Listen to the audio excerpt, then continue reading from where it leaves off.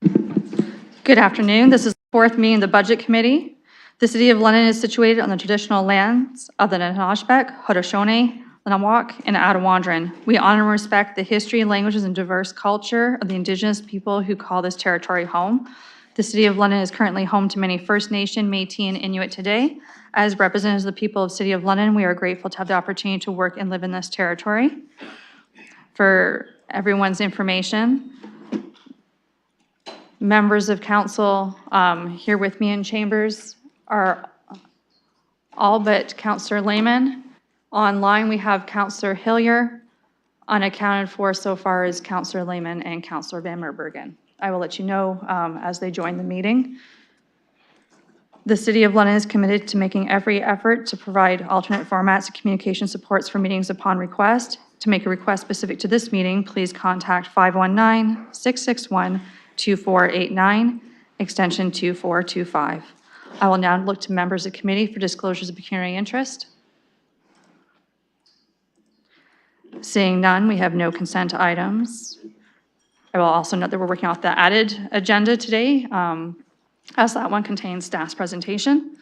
For scheduled items, it's the mayor's annual budget update. So the process for today is that, as per the attachment, there is a slide deck contained within it, and you already received your lovely multi-year budget update that Mr. Kyle Murray is going to walk us through his slide presentation, reminding us of how we came to be today and how we had those numbers. And then he will take about 15 minutes, and then the mayor will walk us through his portion of the presentation, which will take about 15 minutes. And then we will have Q&A on procedural questions only, no cross debate today, just procedures of next steps, which will also be outlined in the slide deck. And then we'll do our motions to receive those reports, and then we'll wrap it up, and then we'll move into SPPC shortly thereafter. I will note that Councillor Lehman has now joined the meeting in person, and IT may need a moment just to get Mr. Murray's presentation on, so you can switch your screens over, and I will turn it to Mr. Murray.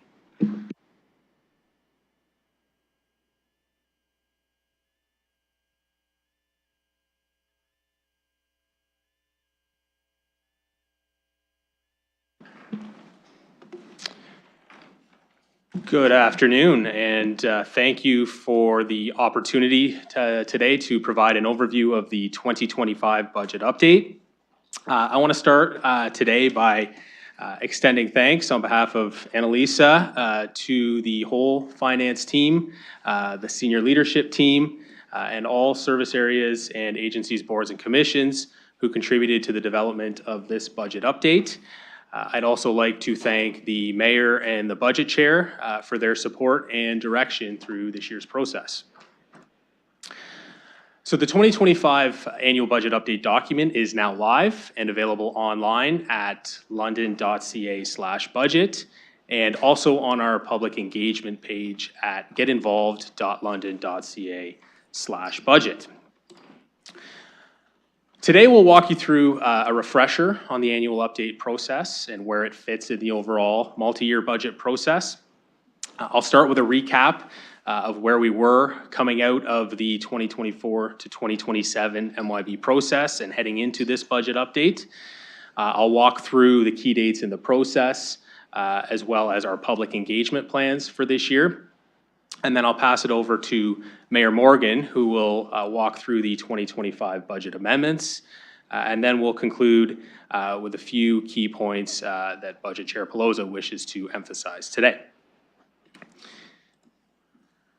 So the 2025 budget update reflects the first annual update to the 2024 to 2027 multi-year budget, which was deemed adopted on March 1st, 2024. The annual budget update process is an important component of the overall multi-year budget process because it allows for strategic adjustments or course corrections, if you will, during the course of the MYB cycle. So as you'll recall, an annual budget update is not intended as a full redo of the multi-year budget. Now, that's not to say that previous decisions cannot be revisited. They certainly can be. But an annual budget update is more focused on required amendments that have come up that are required to address material changes that have arisen since the adoption of the multi-year budget. Budget amendments in an annual budget update, typically fall into the three categories you see listed here on the slide. Those being new or changed regulations, new council direction, or an unanticipated cost or revenue driver that has materialized. So before we get into the details of the 2025 budget update, let's recap where we are coming out of the adoption of the multi-year budget back in March. So this graph illustrates the tax levy increases that were anticipated based on the adopted multi-year budget. 8.7% was the budgeted tax levy increase for 2024. And at that point, 8.7% was also anticipated for 2025. 2026 and 2027 were projected at 5.7% and 6.7% respectively. So this was essentially the starting point for the 2025 budget update. I also wanted to include a reminder of where we stand relative to other large Ontario municipalities. So in doing this comparison, we rely on the annual BMA municipal study, which is completed annually by an independent third-party consultant. And this provides for comparisons of London to other Ontario municipalities. And we specifically look at other municipalities with a population greater than 100,000 people. Now, it's important to note as well that this reflects 2023 data. We do not yet have the 2024 BMA study that has not yet been released. So we are still reliant upon 2023 data. So the first comparison you see here on screen is average residential taxes. London is in green at $3,536 per year. The average is the red bar at $4,787 per year, and the median is the orange bar at $4,739 per year. The next comparison is average residential property taxes as a percentage of household income. London is in green at 3.5%. The average, as well as the median, in red and orange respectively, are at 3.9% each.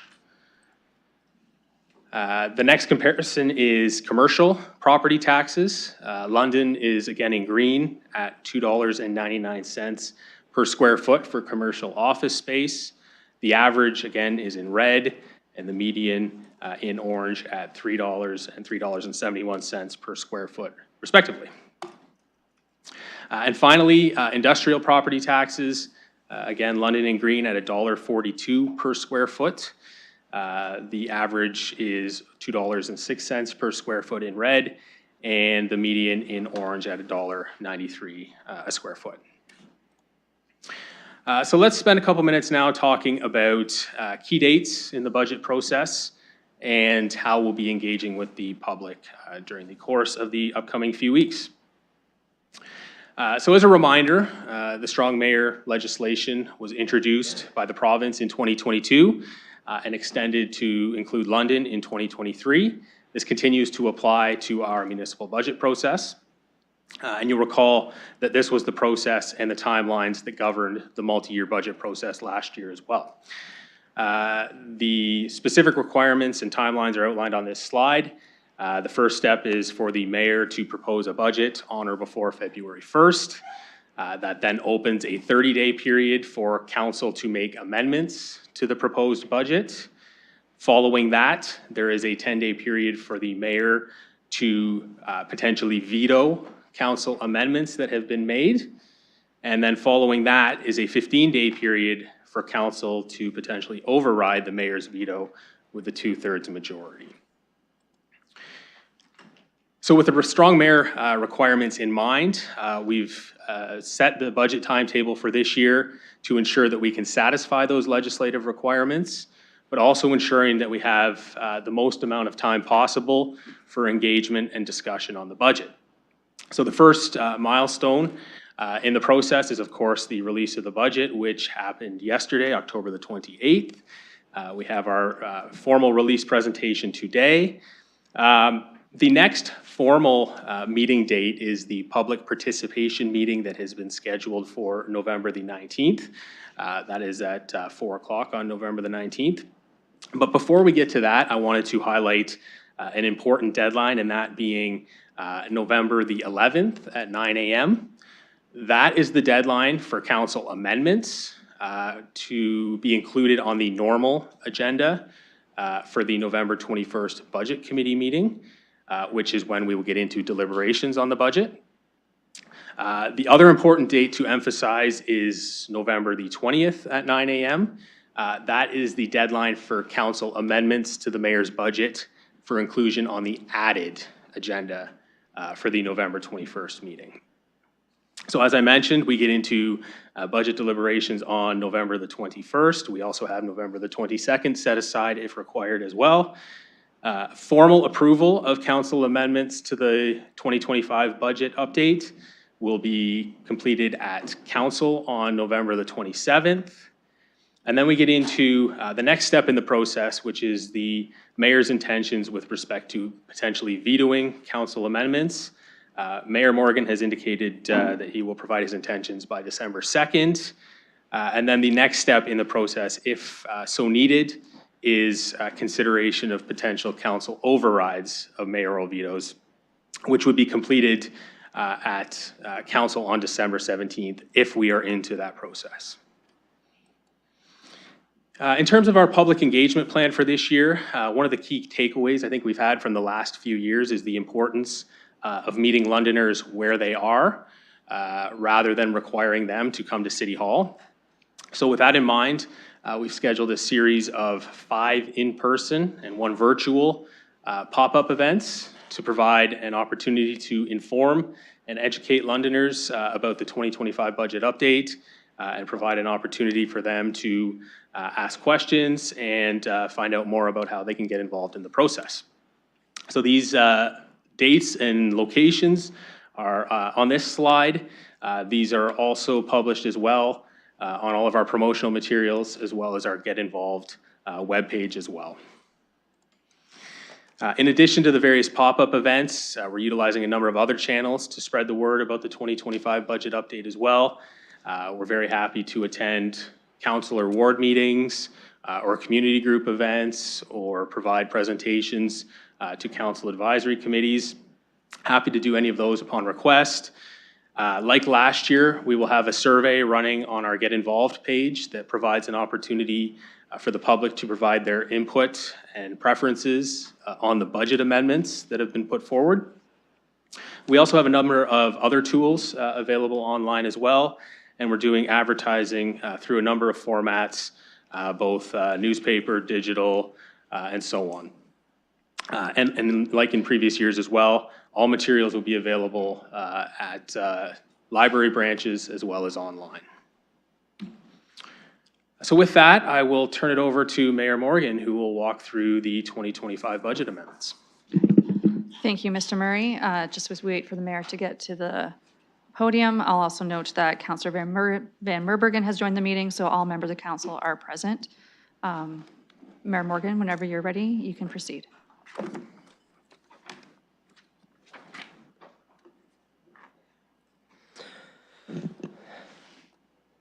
Not quite as tall as you, Kyle, but.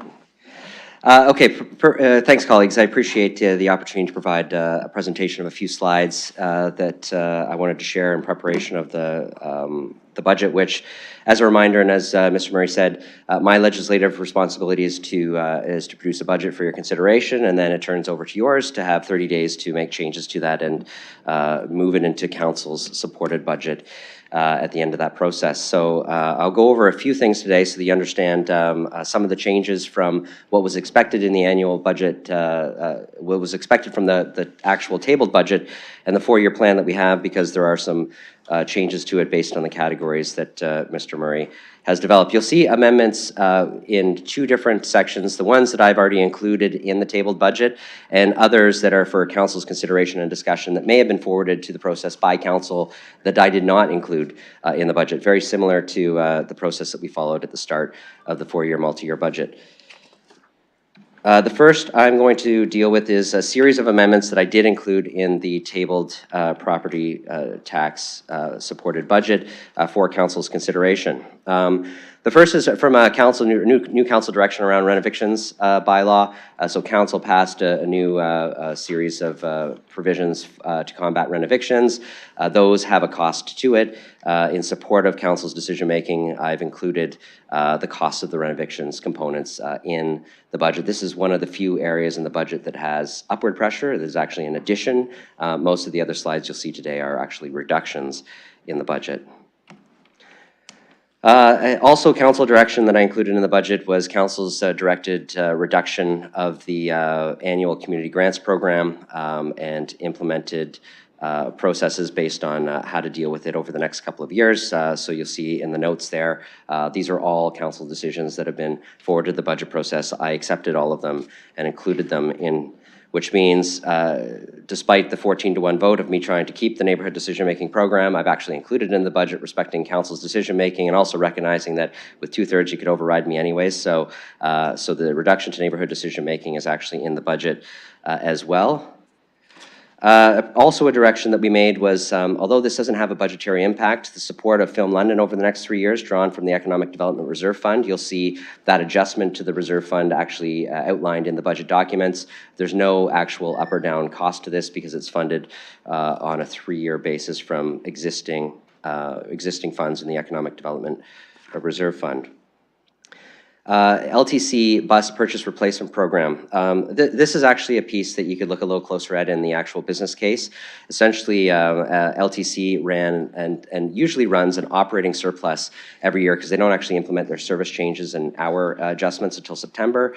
They've actually taken that operating surplus and suggested to use it for another challenge that they were going to have, which was going to be a capital ask for increased cost of actual acquisition of buses.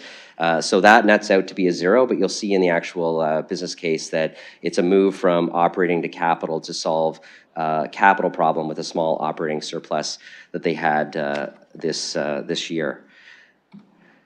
There's also some adjustments to transportation capital projects, which has no impact on the tax-supported budget, but adjusts the timing revisions within a number of capital budgets. This is at staff's request to include. I've included all of those in the budget. If you have questions about those, certainly our staff are able to answer those, although I think most colleagues are familiar with those sorts of adjustments. A piece that goes back to our substantive discussion we had within the tabling of the multi-year budget. If you recall, there was a discussion about the library's capital plan. At the time, I included $5.624 million on one-time funding to address some significant capital needs that the London Public Library had with their facilities, including some issues with leaky roofs and other assets that needed an injection. Two things occurred with that. One is we asked them to complete an asset management plan. And they've done so, and they've come forward with those additional requests for managing their capital asset management plan over the 10-year time horizon. And you'll see this is the other place in the budget that actually has a net addition to it. You'll see, starting in 2026, an addition of $1.6 million, which consists and goes on up to about a 9-year, I think, time horizon. To deal with their asset management plan and the addressing their infrastructure gap on their assets, matching their level of infrastructure gap at 3.3%, which is exactly the level that the city targets. So they are completely aligned with the city and the management of their infrastructure gap. I'd also say that there is also included in the notes, they were not able to get the entire $5.6 million out the door in 2024, so they've asked to roll over some of that. So you'll see that there's not a request in 2025 to start this allocation. They've got some leftover money from the 2024 allocation that they've rolled over, so it can start in 2026. This is also why when we get to the slide that you see about how the tax rate adjusts over time, why you'll see a reduction in 2025 but an increase in 2026 is because the library money actually comes online in 2026, not 2025, because this is an adjustment to the remaining years of the multi-year budget. Although we are looking to approve the 2025, all of the projections for the remaining years are included in this presentation and in your budget documents, so you know where the tax rate is trending and where some of these investments are coming online. Although we will be able to make each annual individual decisions on on these should we choose to modify them in 2026 and 2027. The reduction in council expense accounts were included in the budget. This was the modest reduction to each of your expense accounts, which was a past decision of council. So you'll see that that is reflected in the budget documents as well as an accepted and included business case. The recently announced drawdown from the London Police Services Reserve Fund, which provides a net benefit of $850,000 in 2025, is included in the budget. Again, there was some media on this, so you've probably already seen it and discussed it. I also want to note the commitment that the administration and the board has made to continuing to look at opportunities in preparation for the 2026 and 2027 budgets as well. But that one-time reduction in 2025 has been passed back and included in the budget update. And the Transit Commission also did an evaluation of their budget, as they usually do through their own service review process, and have found a one-time savings, much like the police did, of $1.5 million. They're unsure at this point whether that's sustainable in future years. So if it is, they will include adjustments in the 2026 and 2027 budgets. If it's not, you'll see different numbers come forward, but this is their contribution to trying to alleviate some pressure on the tax rate as well. We have the direction that came from Municipal Council of the $1 million a year drawn from the Community Investment Reserve Fund. This is an unsustainable, non-permanent reduction, but does cover the remaining years of the multi-year budget, so that is also included in the presentation today. And then one of the largest pieces, and I would encourage you to read through this business case in great detail, one of the largest pieces is the continuation of our own service review program, which I and the budget chair work closely with our staff on throughout the year. This is the thing that I always pause and emphasize each and every year, because the service review program, which started in 2016, is a program that has returned significant savings to Londoners excuse me, over the course of the multi-year budget. In fact, during that time frame, we've carved up till 2025 about $50 million out of the base budget of the municipality without service reductions or job cuts. The net of that is well over $200 million, but the actual reduction of the budget is about $50 million. You'll see that not only was 2025 addressed, but there were savings identified that carry forward through 2026 and 2027. So you see those projections here as well. That means a total of $15.4 million of savings were found through the remainder of the multi-year budget through the great work of our staff. And that's why you'll see me pause for a slide a little bit and talk about a little bit further about the service review program and the value of it and the value of us offering this out to boards and commissions, because it has returned tremendous savings back and continues to do so in this budget update. And if you want details about the breakdown of each of those pieces, you'll see those details in the actual business case in your documents. Although there isn't an adjustment based on this, through dialogue with the Upper Thames River Conservation Authority, you'll recall that when I presented, there was a 50% reduction in their 2025 ask, which was a 30% ask, dropped down to 15. Through discussion with UTRCA, they've confirmed that they're able to work within this budget in 2025, and so are not asking for adjustments to the budget that we tabled. I really appreciate the genuine and authentic discussions that we've had with the commission, and we've written a few letters of support for them to access some provincial funding, as well as ask for some legislative changes that would be to their benefit in support of them managing their budget on the longer time horizon. And as previously endorsed by council, service review training for the city's agency boards and commissions, which we are paying for, is actually occurring on November 11th and 12th. It's my strong recommendation to all the boards and commissions to send their members, anybody they would like to receive some of the same service review training that our staff have received in support of their ongoing look for efficiencies and management of their own budgets. Some boards and commissions have robust service review programs, some do not.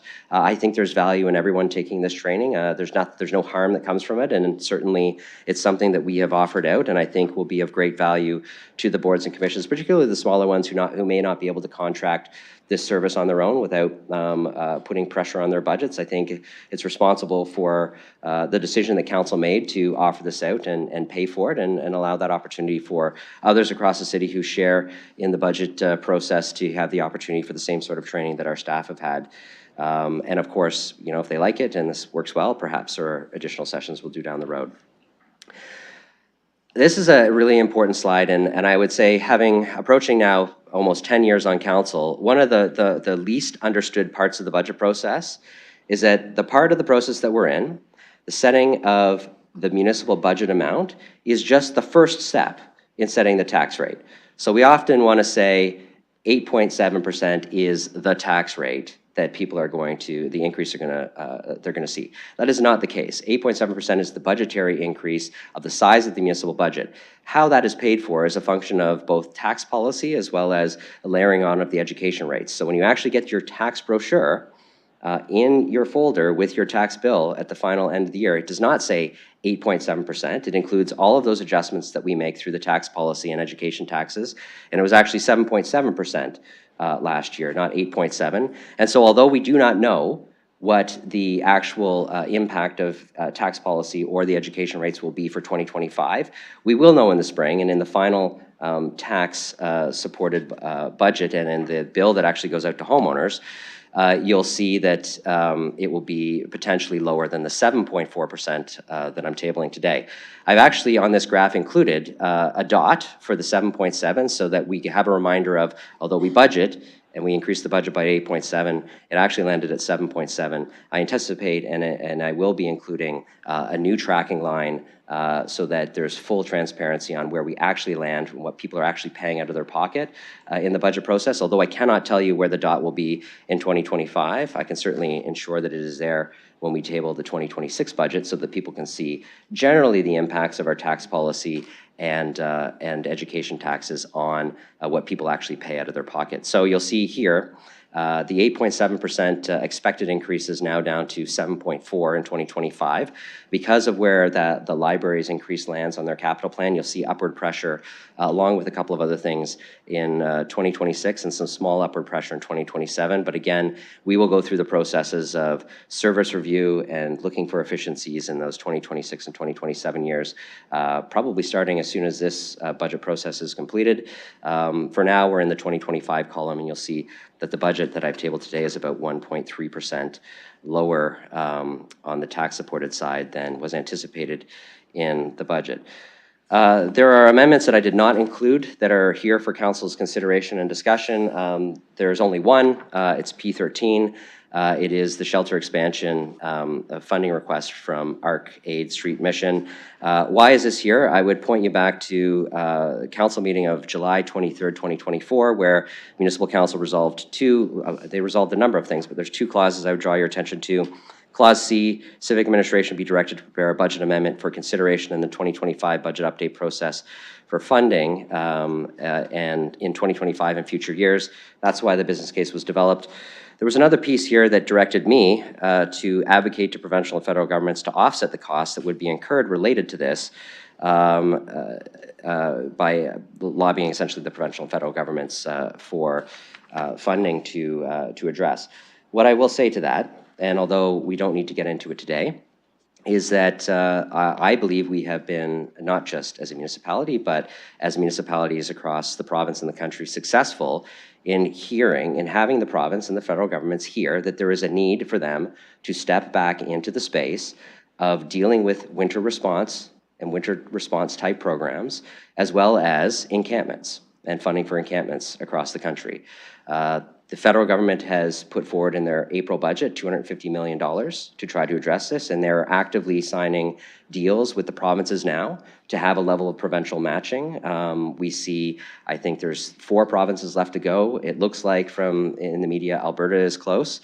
Saskatchewan just finished their election. I anticipate those discussions will pick up. And I know that there are ongoing discussions with the province of Ontario and the minister's office on Ontario's participation in that program. Ideally, we know exactly where this lands, at some point in our budget process. But as of this tabling of the budget yesterday and the presentation today, we do not know exactly how that money will flow or the level that we would get at London. But this is an ideal possible source of financing for a winter response style program or costs associated with managing encampments and dealing with encampments in our cities and creating transition paths from encampments to housing. So this is here. It's for council's consideration. I know we'll probably have some discussion on this. Ideally, we have some more information on the funding side from our federal and provincial partners on exactly where they land through their negotiations on the federal money that is available. There are a number of amendments to the water and wastewater budget. I'll just flip through them. I'm not going to do these. None of these actually have impacts. A number of them are adjustments to capital projects and plans. In fact, I'm going to save some time by just skipping through these slides since there aren't any tax implications or impacts. But you can read through those on the wastewater side as well. There are a number of adjustments that you can see for council's consideration. And before I hand it over to the budget chair for the budget chair's requests, I do want to say a couple of thank yous in the preparation of the budget. This work began immediately after the budget concluded, and it involved both the ongoing work of our staff in every civic department, which continues to look for savings each and every day to provide our committed level of service in our strategic plan and our budget documents in a more efficient way. Hence the return of some dollars in savings through the service review process. But also I've had significant engagements with the boards and commissions across the city about our partnership together. I know that for some of them, they felt like the initial budget process was a bit of a rough ride. You'll see that through a level of collaboration and very extensive dialogue, we have a very collaborative approach to the annual budget update, and a number of those boards and commissions even returning savings, recognizing the pressure that taxpayers are facing in the City of London. I want to thank them and their boards for the discussions that they have had at their level, whether they forwarded reductions or whether they did not send costs or whether they were willing to pace out some of their capital plan under a different time horizon. The work that they did in support of the work that we're doing, I have nothing but positive comments for, and I believe we're in a very good spot with our boards and commissions from a collaborative perspective on the budget side of things. I think we're working in the same direction. We recognize the pressures. We're all trying to deliver critical services across the city for significant value for taxpayers, and I want to finish before I turn it over to the budget chair for her request, thank her for her work in probably saying I'm over time, but also managing the budget process, engaging with colleagues and ensuring that that things are going smoothly on that end. And for all the work that you will do over the next month, I'll thank you in advance for that, and I look forward to the discussions. I'll turn it over to you to finish your slides. I'll stay up here in case I'm needed for some of the Q&A. Thank you. I always appreciate a word of thanks. Sometimes it's a thankless job, and I will keep showing up and get us through this process, I promise. And there will be hot lunch available when it's time. You're welcome to stay there and do questions or come back to your seat. I'll leave that to you. My last two slides just touch on the same process we did last time, that if staff is available, if you know your question in advance, please ask them. They'll be doing their drop-in again just for counselors to go upstairs. Those dates will be to announce so we can ask them in person at a set time if that works better for you. Any conflicts of interest that you know in advance, just let us know if we can pull that out and have that ready. You've heard this several times, but the deadline for making the regular agenda for any amendments you might have is November 11th at 9 a.m. I'll ask our assistants to put that to our schedulers just so we know. And if you have a mover and a seconder as well that you can circulate with that, it's amazing, and we can have that all loaded in eScribe just to help us with efficiencies as we move forward. Staff have already told you about all the drop-in sessions. I know many counselors are planning to be there, which is great, so you can attend as many as you like. And for the public, the email address for this committee is budget@london.ca, so you're welcome to send in your correspondence to that email address, and just let staff know if you'd like to be part of the public record or just circulate it to council, as we have weeks to gather feedback before hosting the public participation meeting here in Chambers, which will have an in-person, Zoom, and telephone option as always. So at this point, that concludes the official presentation. Is your opportunity for Q&A of the finance team or the mayor for procedural type questions only, not getting into budget of how we feel about the things in it, just procedural questions. Okay, I will start my speakers list. I am timing with Councillor Trousseau. Thank you very much for the presentations. Through the chair, I want to be very clear before we go into this process about the deadlines specifically for councilors to bring forward amendments and what's expected. Because there were some issues last time, and I would like to avoid that. Statutorily, there is a 30-day period, but we're told through an asterisk that the council can modify that. My specific question is the, I guess it would be the mayor, are there going to be further changes to that 30-day period, or can we rely on the dates that have been published here? That being the deadline, I guess, for the added agenda for the deliberation meeting.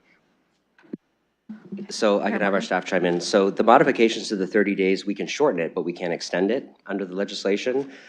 We can shorten the 30-day period for council's deliberation. We can shorten the period, like essentially I can waive the time period of 10 days for my veto down to a shorter period of time, which you've actually seen me indicate that I'm going to do that.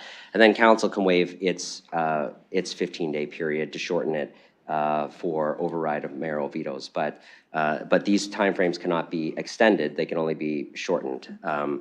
So the dates before you represent I think staff's and consultation with the budget chair, the best possible opportunity to have the information before you today, leave a period of time for a level of engagement across the city, both staff governed and as well as you, before coming back for PPM and then deliberations later in the month. The deadlines are a function of the regular deadlines that we have for agendas for meetings. So if you want your item on the regular agenda, the deadline is there. If you want your item on the added agenda, the deadline is there. Where the consequences come in more substantively, and I think the clerks could comment on this, is from a procedure bylaw perspective, the way that last-minute additions are handled at council. There are different thresholds for leave, depending on if you provide a notice of motion or whether you bring it as an emergent motion. But for the regular debates through the budget committee, none of those require those thresholds. You just have to decide to get the items in on one of the two deadlines if you'd like it to be on the public agenda so the public can see it too. I don't know if there's anything to add by our staff or the clerks. Yeah, Councilor Trosa. Yeah, I guess my specific question was, are there going to be any further actions taken to reduce the notice period? Can you assure us that that is not going to happen? To the mayor. I don't intend on doing it myself, so you have my assurance that I'm not going to reduce my notice period. I've basically given the indication of the things that I have control over of the veto process, that I've already shortened it. And I actually think that's to the advantage, because if we all agree on the budget as of the council meeting, there's no need for me to wait and contemplate if we're just gonna move forward together and bring the budget into effect. I don't know if there's a question more for our staff on the notice periods of meetings, but those are all in the procedure bylaw from my understanding. Councilor, did you want staff to speak to it? Or are you satisfied? No, but we'll just have to go through the procedure bylaw again and figure out what that says. Let me move on to my next question. I know we were told that we shouldn't be revisiting unsuccessful business plans that we did last time, or successful business plans in the case of a reduction. But in the event that a councilor wishes to put forward an amendment that would be in the nature of revisiting a previous unsuccessful business plan or a successful business plan with an offset, what form, and this is in the interest of councilors putting forward coherent resolutions for you without a lot of staff work, what form should those be in? Would we refer back to the original numbering for the business plan and say we want this revisited? How would we do that? Thank you. I'll go to staff in a moment, but I'll also note that this annual update, as all of them are based upon the multi-year budget process and all those business cases we went through. So it's essentially that original MYB is like an appendix to this. So I would deem that to be in order and appropriate, so that is absolutely in order. I will go to Mr. Murray if you would like to say if it's like the original business case number that was P something that might now be something else in here, of how you would like that to be addressed. Thank you, through the chair. So what I would strongly recommend is, as you're considering potential amendments that you're wishing to put forward, please reach out to us and to our colleagues in clerks as well. We can assist with crafting the wording for those amendments so that they're very clear on what you're referring to, perhaps what past decisions or past business cases you were referring to. We're working on some consistent wording so that we have kind of a consistent format that amendments can come forward in, just so that there's absolute clarity in terms of what's being referred to. So again, please, we'd strongly recommend and advocate if you can engage with us as you're considering putting forward amendments. That would be greatly appreciated. Thank you. Thank you. Thank you. Okay. My next speaker will be Councillor Rahman. Thank you. And just to follow up on that matter, I'm a bit confused as to how we revisit business cases. Would they not have been somewhat decided by council whether or not to move forward with them? And therefore, are they decided matters that require us to have a reconsideration?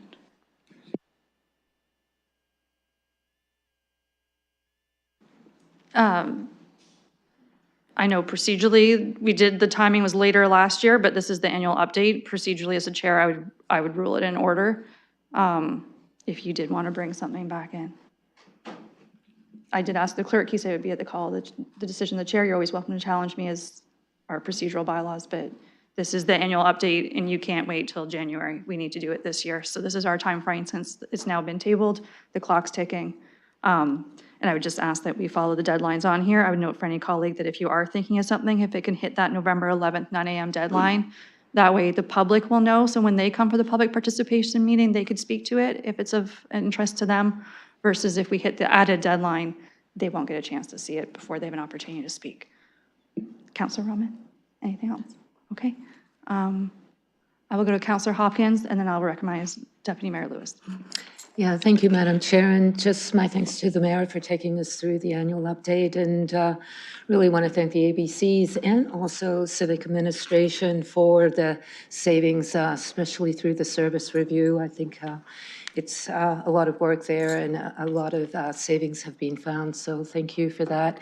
My question is around the process. As a council now, we can bring forward amendments. We really do no longer technically vote on the budget. I would like to know, where is there an opportunity to make comments when it's all said and done on the budget? I know we can't vote on it, but is there an opportunity to make comments on the budget?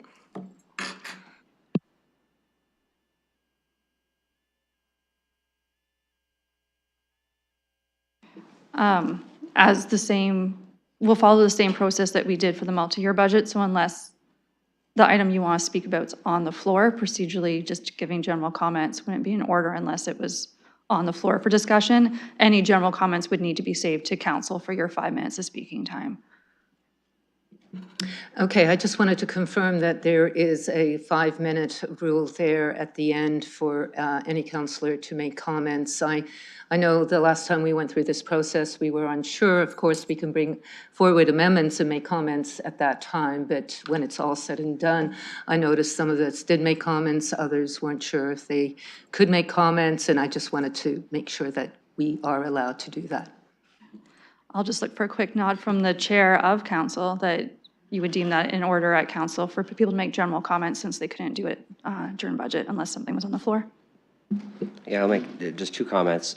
One is, although you don't vote on the budget, council has the ability to change any aspect of the budget whatsoever in any through this process, right? So it's those two pieces legislatively, the tabling and then the council ability to change, that creates the municipal budget. So it's kind of a different process that the province has set out, but essentially at the end of the day, it's still all of our budget. We each have the ability to put something on the floor and then change it any way that we'd like as a council. So that's the first piece. And second piece, I mean, I'd have to just look at the clerks to see how we did it last time. I'd want to be consistent and make sure that that I was looking at the council agenda and where that would be appropriate and not. So I could take that under advisement. I don't want to make the call on that right now without consultation with the clerks too, because I generally like to follow the rules of the procedure bylaw unless we make some sort of decision together to exempt it. Okay. You're okay? Deputy Mayor Lewis, and then I will just note that SPPC is supposed to kind of start at 2, so just keep our questions. This takes as long as it takes, but we would have to do some adjourning in and out, and we have about 10+ minutes left, so just keep it tight if we could. Deputy Mayor Lewis, then Councillor Stevenson, then Councillor Pribble. Thank you, Madam Chair. I'll try and keep this as tight as I can. I want to follow up on Councillor Rahman's question about reconsideration because I have a little bit of a concern about how you answered that with respect to just carbon copying verbatim votes that were lost last year, 10-5 or 11-4. I really don't think is a respectful use of council's time, and they wouldn't be substantively different. So I'm wondering, in terms of your ruling on reconsideration, if you are taking into account whether or not these are substantively different, or if we are simply voting on an exact carbon copy, because in that case, I think procedurally a challenge to the chair might be in order, and we could spend a lot of time doing that. So I'm kind of looking to you for some more detail in terms of how you will be determining whether it is in order or not. Yeah, I think still looking for a material change of those things of, do you know, a bunch of people are going to change their votes? Like some votes were 1-14 last time, and we only have 2 days set aside for this, so we will not make it through the process if that's what we do. But I don't want to speculate too much. We will cross that bridge should and if and when we come to it. And like I said, I'll make a ruling at that time when I see what it is. And then we'll go forward together, and you can challenge me as we go. Because I don't know I haven't only heard from 1 or 2 colleagues about something that they may or may not be contemplating. And at this point, from what I've heard so far, it's not a concern. Does that satisfy you at the moment? Okay, Councillor Stevenson. Thank you. I just wanted to ask, originally on our calendars, we had 4 days set aside, and now we only have 2. So I just wondered why that happened, and is there a concern that we might not have enough time? Yeah, it's always been 1 and then a hold as 1 is needed. There hasn't been 4, and as it's just an update, it should be a streamlined process at that point. Okay, Councillor Pribble. Thank you, through the chair, to the staff, and actually comment. Thank you, Mayor and the staff, for including the 7.7%. And there are many, many Londoners. Actually, I always try to mention it, and I haven't met one Londoner yet that were aware that it's not 8.7, but the increase is 7.7. And I hope the media will pick up this information because it's a very important information for Londoners. If I go back, if I can have a clarification on this slide, it does state 7.3% average. I assume the 7.3% average is not including the 7.7, and it's based on the first year of 8.7. Is my assumption correct? Okay, to staff.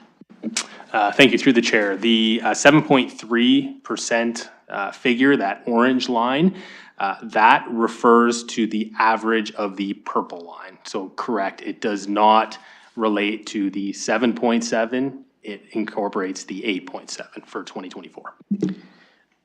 Thank you for this information, and I would like to ask if the staff with the mayor can consider, not to make this graph more confusing, but to add the number that would also include the 7.7. So we would actually go actual year 1 and the forecasted year 3. So the 7.3 would actually be lower if it could be considered by the mayor and the staff. Thank you. Okay, I see a nod over there for consideration.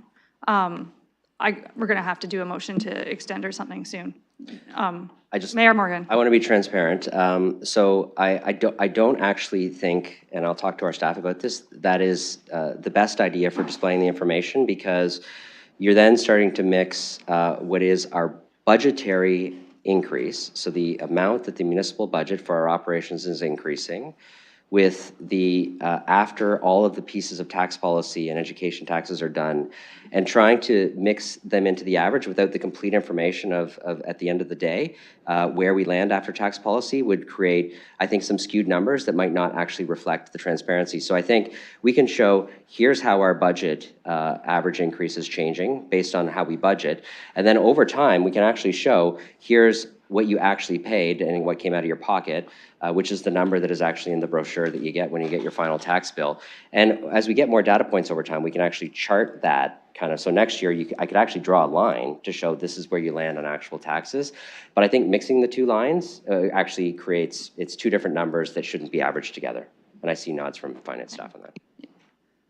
Okay, you're okay? I'm all good. Thank you for the answers. Thank you. I see no one online, so if they have a question, just they can indicate it now, because I'm going to Councillor Rahman in the meantime.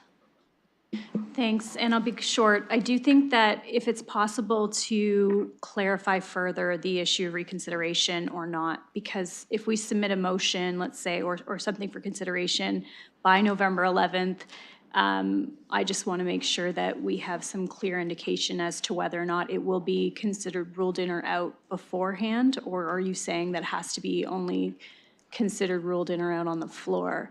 And I would argue that materially, we're having a different discussion, even though it might be on the same business case, just in terms of where we are on the budget. So I'm just wondering if we can get more clarification on that ruling, because I do think it helps to streamline and make more efficient our meetings if we're able to decide that now.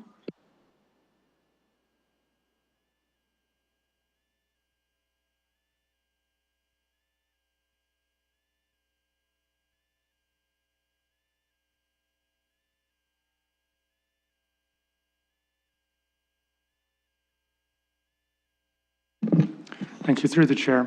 Happy to work with any councillor that submits an amendment along with our friends in finance and the budget chair. It would be helpful to have it well in advance of the deadline, as the councillor has indicated the time crunch. I do agree with that. Having it in advance would be helpful. We can assess that on a case-by-case basis, having consideration of whether it's materially different, whether there's legally binding commitments and other aspects that may affect the reconsideration determination by the chair. Thanks. My concern would be that the general public may not understand the nuanced discussion that we're having in terms of a reconsideration vote on this budget. I think we need to make a determination so the public knows how they engage on previous business cases of which they were very perhaps invested in.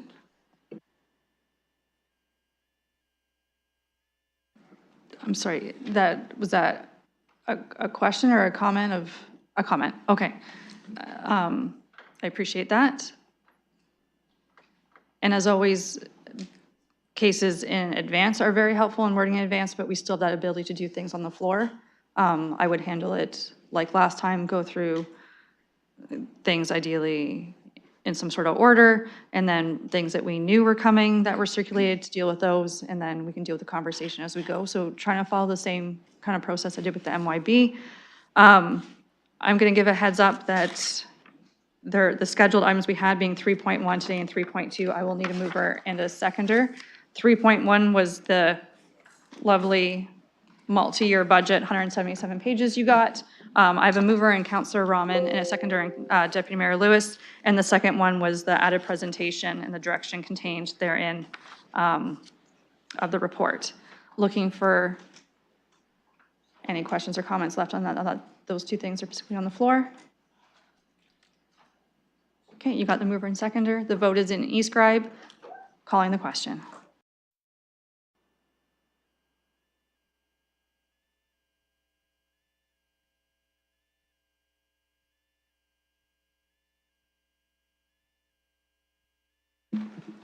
Councillor Van Meerbergen. Councillor Cuddy. Cuddy votes yes.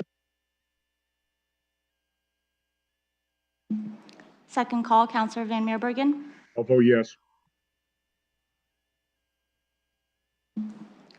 Closing the vote, motion carries 15-0. Thank you, colleagues and staff, for your presentation. Which one's that? Okay, so this is 3.2 being the, because we're just calling the question separate. This was the annual update being that staff report that was in there. Same mover of Councillor Rahman, seconded by Deputy Mayor Lewis, calling the question on that one.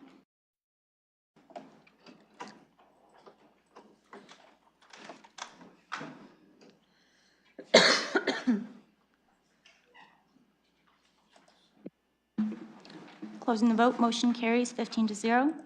Thank you. And thank you to staff for getting us this far. If you ever wonder how the mayor and I spent our summer vacation, this was a decent portion of it with staff.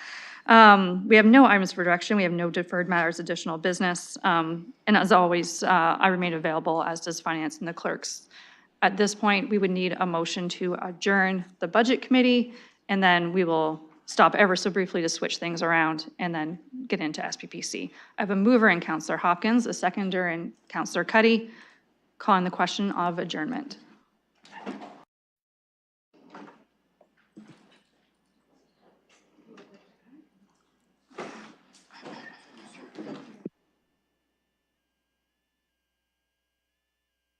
Peter.